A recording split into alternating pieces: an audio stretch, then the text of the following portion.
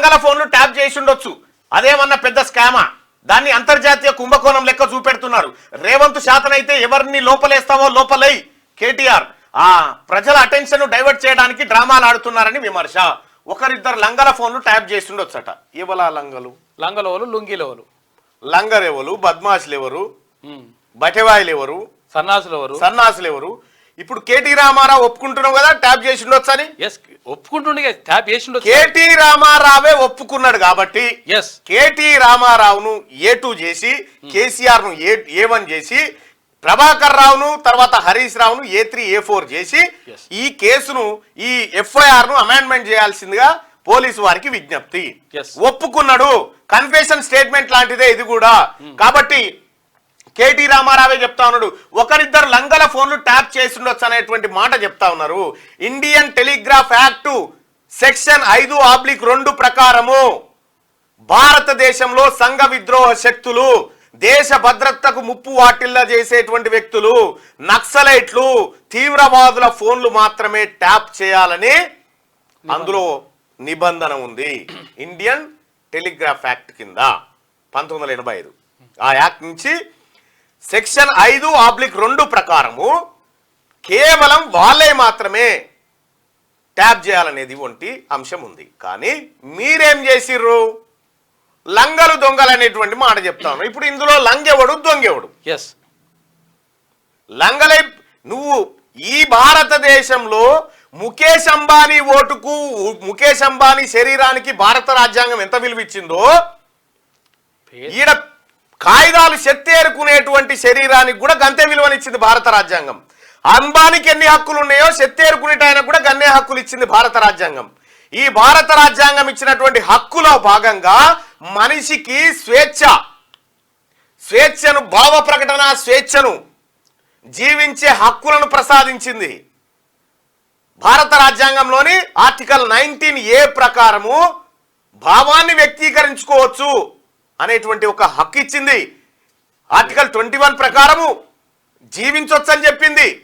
వ్యక్తిగత స్వేచ్ఛకు నువ్వు ఎట్లా భంగం? నీవు మనిషి వ్యక్తిగత స్వేచ్ఛకు భంగం కలిగించేటువంటి ప్రయత్నం చేసినావు. భారత రాజ్యాంగ నియమాలను ఉల్లంఘించినావు. కాబట్టి కల్వకుంట్ల చంద్రశేఖరరావు, కల్వకుంట్ల తారక రామారావు మిమ్మల్ని దేశద్రోహులుగా ఈ దేశం ప్రకటించాల్సిన అవసరం ఉంది. లంగల ఫోన్ పాకిస్తానోడు మనోని చేసినట్టుంది. ఇప్పుడు లంగల ఫోన్లు ట్యాప్ చేసిండ్రా లేకపోతే లంగలే ఫోన్లు ట్యాప్ చేయించిండ్రా అనేది ఇంపార్టెంట్.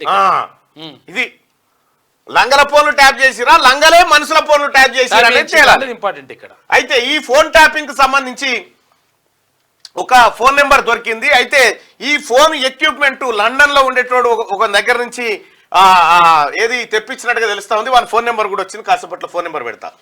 ప్రజల అటెన్షన్ ను డైవర్ట్ చేయడానికి ఫోన్ ట్యాపింగ్ అంటూ డ్రామాలు ఆడుతున్నారని బీఆర్ఎస్ వర్కింగ్ ప్రెసిడెంట్ కేటీఆర్ విమర్శించారు. 10 లక్షల ఫోన్లను కేటీఆర్ ట్యాప్ చేయించిందని నిన్న ఎక్కడో చూసినా.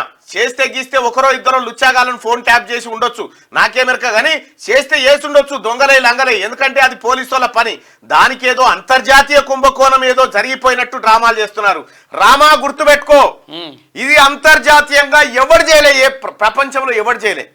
అంత పెద్ద కుట్ర చేసిరు మీరు. హీరోయిన్లై తర్వాత వ్యాపారస్తులై రకుల్ ప్రీత్ సింగ్ ది ఈ అన్ని ఫోన్లు ట్యాప్ చేసింది నిజమా కాదా తేలాలి. అంతర్జాతీయ అంతర్జాతీయం కాదు, ఇది అనంత విశ్వ కుంభకోణం. ఇది శాతనైతే దమ్ముంటే ఎవరెవరిని లోపలేస్తారో వేయండి. దానికి శాతనవుడు దమ్ము ఎందుక? తీసుకొని గోర్ర గుంజుకపోయి లోపల పడదింటారు. దానికి ఇంకా శాత కావాలి, దమ్ము కావాలి. మిమ్మల్ని ఎత్తందుకు FIR కాపీ ఒక్కటి సరిపోతుంది. మిమ్మల్ని ఎత్తందుకు ఆల్రెడీ పోతున్నాడు. సెలెన్ తీసుకపోయి వేసిరుగా, రావాల్సిన మగోడు రానే వచ్చిండు అని సీఎం రేవంత్ కు సవాల్ చేశారు. రేవంత్ రెడ్డి ముఖ్యమంత్రిగా నువ్వే ఉన్నావు, శాతనైతే దమ్ముంటే ఈ లీకులు బంద్ చేసి చర్యలు తీసుకో. మేము వద్దంటలేం కానీ ఈ పనికి మాలిన డ్రామాలు ఆపు అని చెప్పి ఆయన అన్నారు. మరి ముఖ్యమంత్రి రేవంత్ రెడ్డి గారు ఆయనకు సవాల్ వేస్తా ఉన్నావు కదా రేవంత్ రెడ్డి గారికి. మళ్ళీ మిమ్మల్ని పిచ్చని బసకపోయినట్టు పట్టకపోతే మళ్ళా చూసినావా ముఖ్యమంత్రి గారు అనొద్దు. మళ్ళా అన్యాలము భిన్నాలము ఇవన్నీ ఉంటాయి. ముఖ్యమంత్రి పదవి నడుస్తలేదని ఆయన లీకు వీరుడని కేటీఆర్ దుయ్యబట్టారు. స్కాములంటూ రోజుకొక్క లీకులు ఇస్తుండు. డైరెక్ట్ గా చెప్పరాదురాబాయ్, సీదా చెప్పు, గీ తప్పైంది, గీని పట్టుకుంటున్నామని చెప్పు. ఫాల్తు మాటలు ఎందుకు? ధైర్యం ఉంటే జై. ముఖ్యమంత్రి నువ్వు, అధికారం నీది, తప్పులేం జరిగినవే బయట పెట్టు, ఎవరెవరిని లోపలేస్తావో వెయ్యి, మేము వద్దంటలేం అని అన్నారు. వేసేది నిన్నేనా? కాదు రా బయట. బుధవారం తెలంగాణ భవన్ లో జరిగిన మల్కాజ్గిరి ఎంపీ ఎన్నికల సన్నాహక సమావేశంలో కేటీఆర్ మాట్లాడారు. ఇక ఫోన్ ట్యాపింగ్ వెనుక ఒక ఎంపీ ఫోన్ ట్యాపింగ్ సంబంధించి ఒక కీలకమైన సమాచారం వచ్చింది మన దగ్గరికి.